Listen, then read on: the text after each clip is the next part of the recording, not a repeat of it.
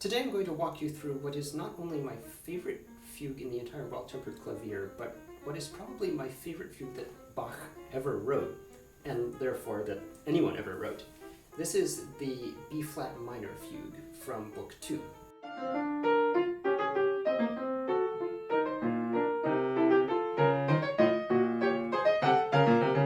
It's about 3 minutes long. It's definitely not Bach's longest fugue by any means. And he certainly wrote fugues that were more adventuresome harmonically or contrapuntally, like the 6-voice fugue from the musical Offering, or some of the Art of the Fugue fugues. But this fugue is so elegantly designed. It's got this beautiful symmetry to the way the theme is passed between the different voices. It's perhaps the most carefully planned out fugue in the entire Well-Tempered Clavier, structurally anyway. And then on top of the structure, it's a marvelously dramatic piece, so someone who doesn't know what a fugue is and is just listening to the piece as a composition will appreciate the drama. So let's step through what happens in the fugue, and at the end of the video, we'll listen to the whole thing straight through. But first, the simplest way to write a fugue is to take each of your 3 or 4 voices, or 2, or 5, or 6, let them each introduce the theme in turn, and then just spend the rest of the fugue fooling around with the voices, and reintroduce the theme in whichever voice, in whichever key you like. Many of the other fugues in the Well-Tempered Clavier don't have any further distinguishing features structurally.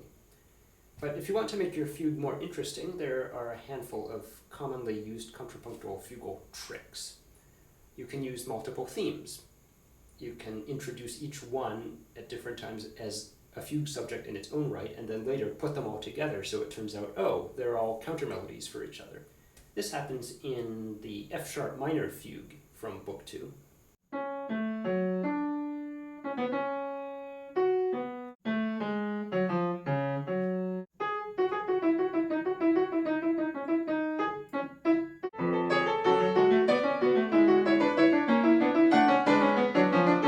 Another thing you can do is take your main theme and turn it upside down. This happens in the G major fugue from Book 1.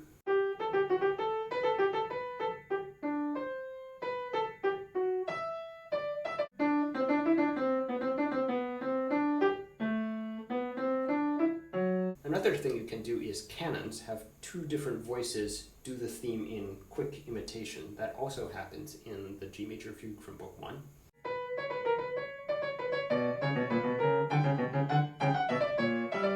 You can also do augmentation or diminution, that is, use the theme in combination with itself played twice as fast or twice as slow, or even 3 times as fast or 3 times as slow, depending on the rhythm of the fugue. This happens in the C minor fugue from Book 2.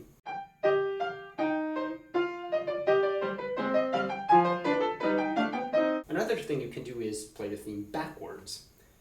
Bach doesn't do this anywhere in the Well-Tempered Clavier, but Beethoven does this in the fugue movement of the Hammerklavier Sonata, which really deserves its own video.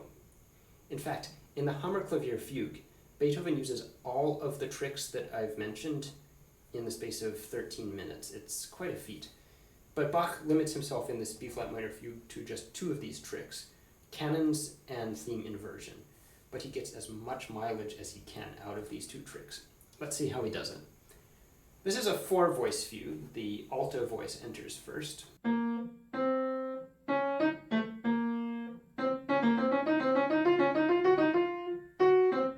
As a general rule, if you're writing a fugue and you plan to do some contrapuntal gymnastics, it's easier to work with simple and short themes.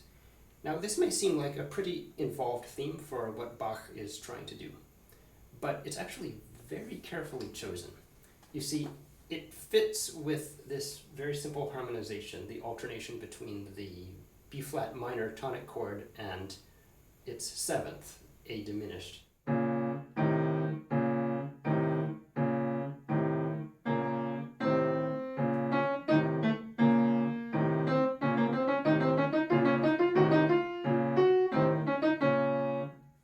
And you'll see why this matters later. The soprano enters next.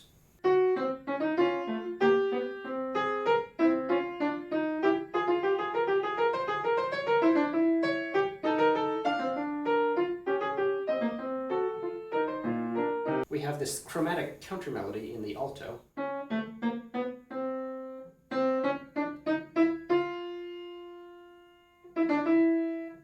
And that's going to recur quite frequently, but it's never given the same prominence as a fugue theme. It's never turned into a fugue in its own right. But that's okay. There's plenty else that's going to happen in this fugue. Next, the bass enters.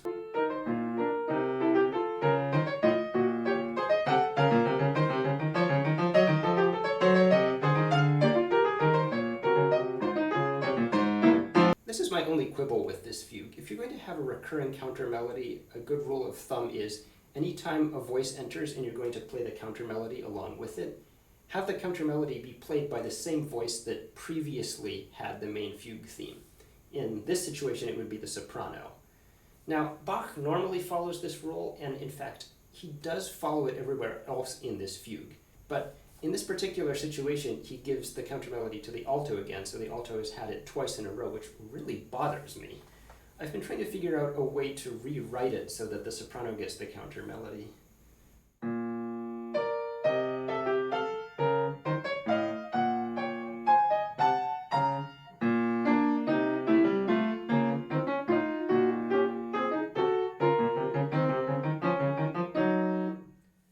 The problem is, no matter which way I do it, it ends up in a really awkward sounding register that it feels out of place with the rest of the fugue.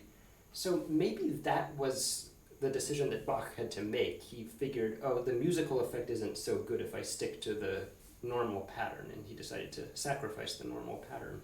I don't know. Finally, the tenor enters.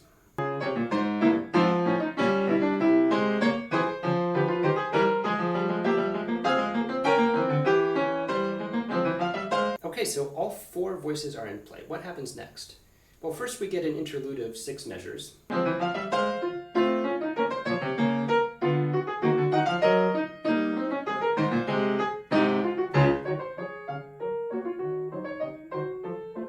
And now we come to the first of the canons.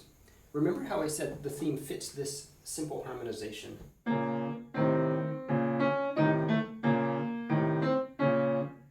Well, because of the way the theme is written, if you just shift it by one beat, and you also shift it by one note on the diatonic scale, it still fits like this.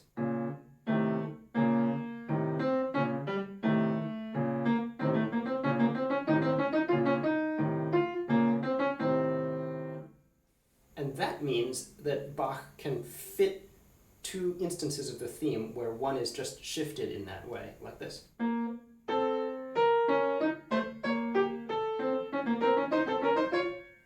And this is how it works in the fugue itself.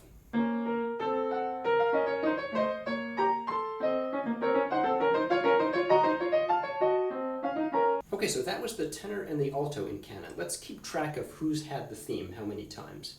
We first had the alto, the soprano, the bass, and tenor in that order enter with the theme. And now we've had the tenor and the alto in canon. Next we have a 2-measure interlude which brings us into D flat, the relative major, and now the soprano and the bass have a canon.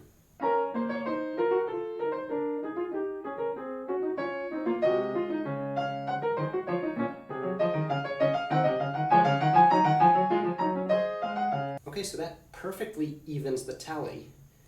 A spoiler alert, this is the end of the first third or so of the fugue. What's going to happen next? Well, first we have an interlude of 5 measures that bring us back to the home key.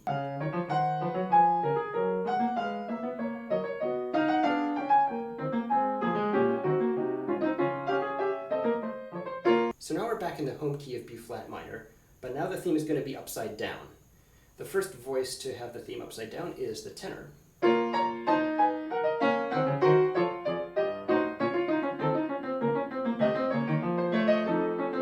We're going to need a new notation so that we can keep track of who has the theme upside down and who has it right side up.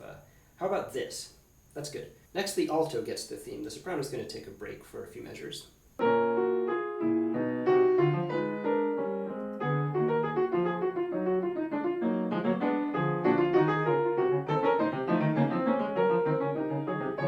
Now it's the soprano's turn.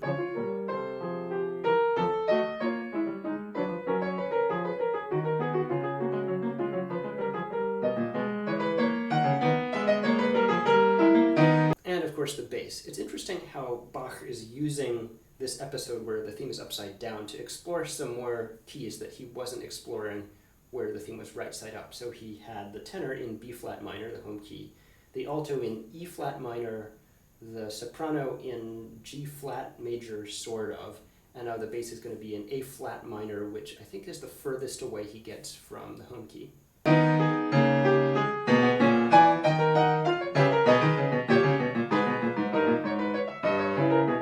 You know what's going to happen next, don't you? If you don't, there's a 5-measure interlude during which you can try to guess.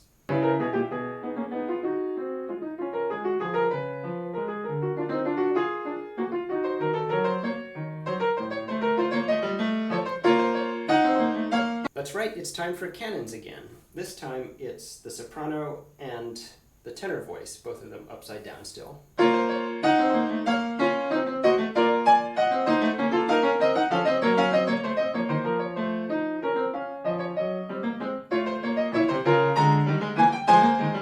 And now alto and bass.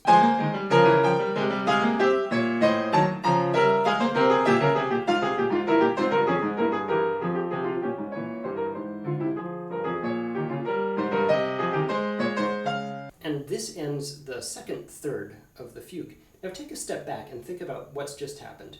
First we had all 4 of the voices enter in turn with the theme right side up. Then 2 of them did the theme in canon, then the other 2 did the theme in canon.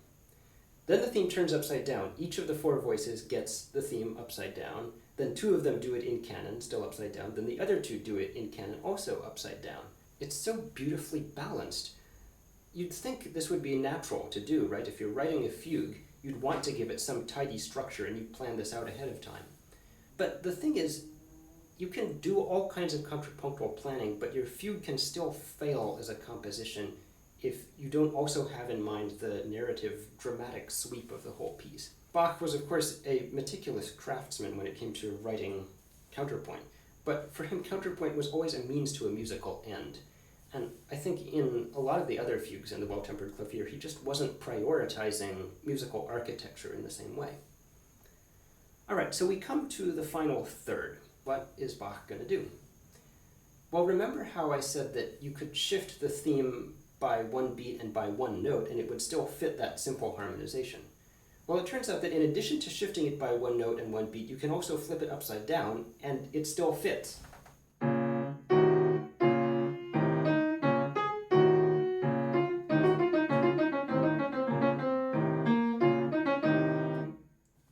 And that means that Bach can combine right side up and upside down. So we're going to have some more canons. The soprano is going to start off still upside down, and the tenor will come in, but he'll be right side up.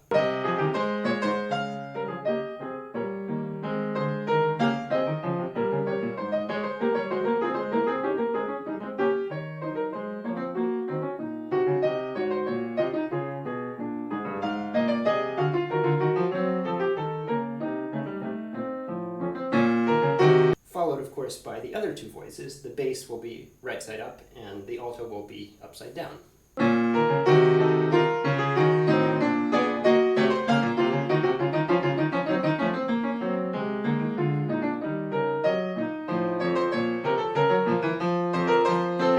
And that's about all you can do with this theme, right? Nope. Bach still has one last burst of contrapuntal fireworks that he has to set off. And this is fantastic. I don't think he does this in any other fugue. He ends with all 4 voices playing the theme all at once, some right side up and some upside down.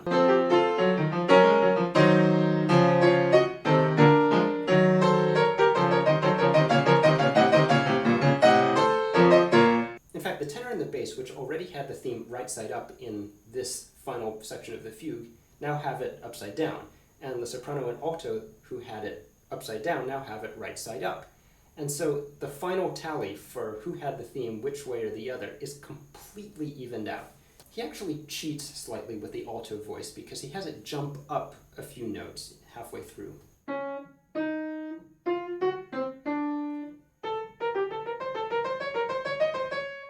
I guess that's another tiny quibble I have with this fugue, but there really is no other way to make it work harmonically. And now, all that remains is to wrap the whole piece up with some triumphant chords.